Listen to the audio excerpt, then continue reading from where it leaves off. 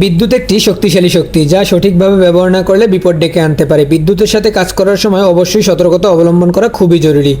এই ভিডিওতে আমি আপনাদেরকে দেখাবো কিভাবে ওমান শহরে রাস্তা খোদাই করে মাটির নিচ দিয়ে বিদ্যুতের সংযোগ দেওয়া। আসসালামু আলাইকুম এভরিওয়ান, কি অবস্থা? সবাই কেমন আছেন? আশা করি সবাই খুব ভালো আছেন।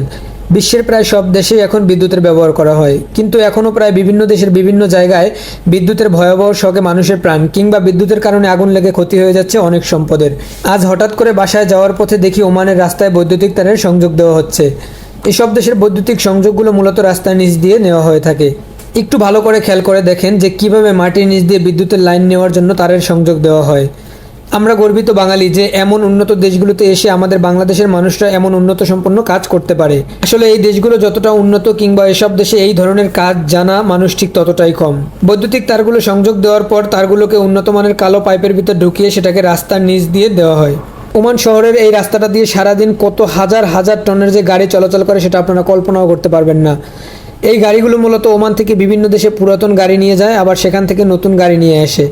আমার মতো কে কে চান যে এই উন্নত রাষ্ট্রগুলোর মতো বাংলাদেশেও বিদ্যুতের ব্যবহারে উন্নতি ঘটুক? অবশ্যই কমেন্ট বক্সে জানাবেন।